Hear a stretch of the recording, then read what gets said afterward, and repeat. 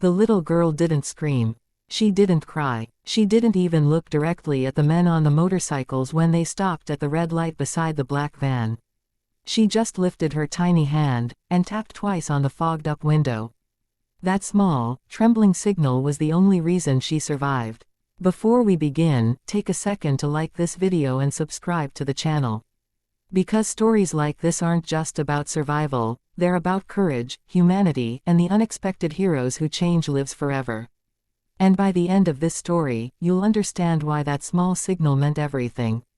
It was late afternoon when the van rolled through the outskirts of the city. 12-year-old Alina sat in the back, her wrists loosely tied with zip ties. Her hair was messy, her cheeks streaked with silent tears. She had forced herself to stop crying.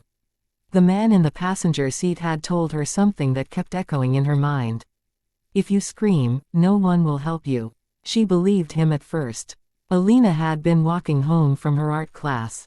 Her mother was working a double shift at the hospital.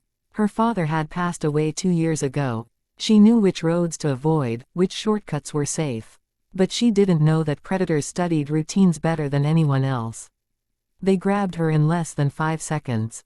A hand over her mouth. A door sliding open. The world disappearing. Now she sat in the moving van, heart pounding but brain racing. Her father used to tell her, if you can't be strong, be smart.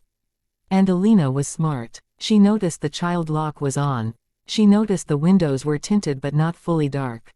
She noticed the van slowed often because of traffic near the industrial highway. And she noticed something else. A group of bikers ahead. Loud engines, leather jackets, patches on their backs, rough faces. The kind of men her mother would have told her to stay away from. The van slowed at a red light. One biker, a tall man with a gray beard and weathered skin, glanced at the van. He wasn't staring, just scanning traffic like riders do. His name was Marcus. Most people crossed the street to avoid him. They saw the tattoos, the heavy boots, the scars. They didn't see that he carried a photo of his granddaughter in his wallet. Alina's heart hammered. She couldn't scream. The driver kept checking the rearview mirror. The passenger was texting someone. She needed a signal. Something subtle. Something only someone paying attention would notice. She leaned forward slightly and breathed against the cold glass, fogging a small patch. With her fingertip, she wrote 3 shaky letters.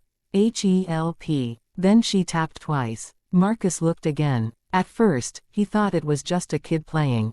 But something felt wrong. The fogged glass. The stiff posture. The man in the front refusing to look at her. And then he saw it. Help. Not drawn playfully. Scratched urgently. Their eyes met for half a second. And Alina didn't blink. Marcus felt something twist in his chest. The light turned green. The van moved. Marcus didn't think twice. He revved his engine and followed. 3 other bikers noticed his sudden acceleration. They trusted him. Years of riding together build instincts stronger than words. They followed without asking. The van tried to change lanes abruptly. Marcus signaled to one of his friends, Luis, who sped ahead and positioned his bike in front of the van, slowing traffic subtly. The passenger in the van grew nervous. I think they're following us. Relax, the driver muttered, but his knuckles were white on the steering wheel. Marcus pulled out his phone at the next slowdown and called 911, describing the van, the license plate, their location. His voice was steady but urgent. We have a possible child abduction. The girl signaled for help. Police dispatched units immediately. The van suddenly swerved toward a side road leading to an abandoned warehouse district. That confirmed it. Marcus's group surrounded the van strategically, never dangerously close, but enough to pressure it. They weren't vigilantes. They weren't trying to play heroes.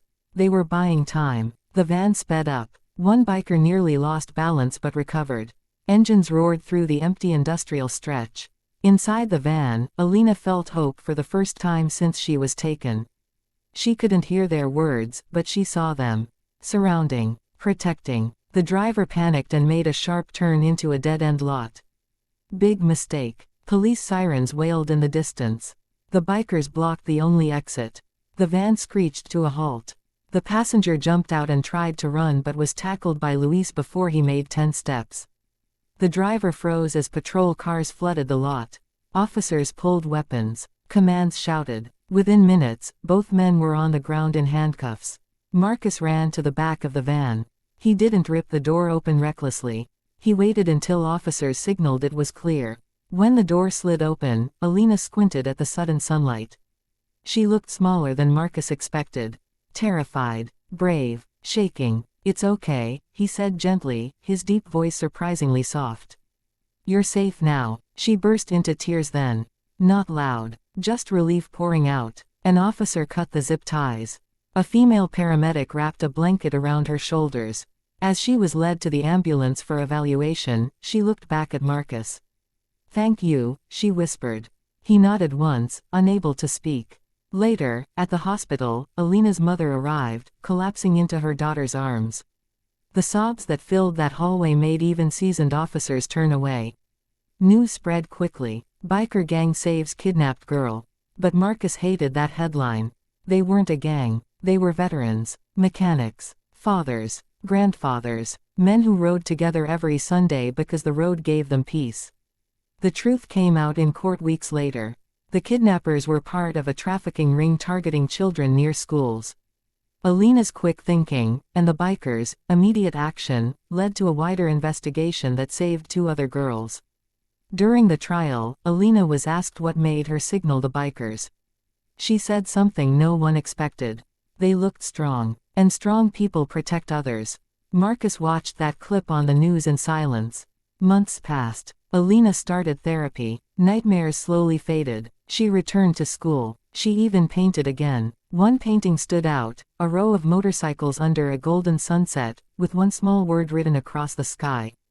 Hope. On her 13th birthday, there was a knock at her house.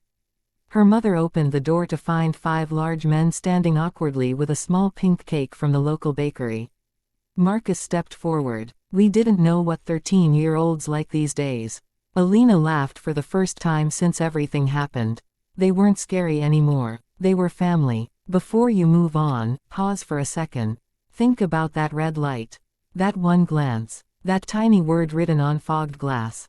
Sometimes survival isn't about screaming loud, it's about being brave enough to signal quietly. And sometimes heroes don't wear suits or badges. They wear leather jackets and ride loud motorcycles.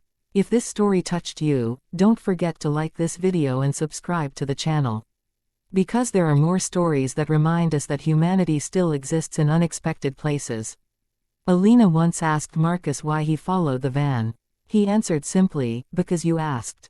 And that's the lesson. In a world where people often look away, be the one who looks twice. Be the one who doesn't hesitate. Be the one who answers when someone taps on the glass. Because one small signal can change everything.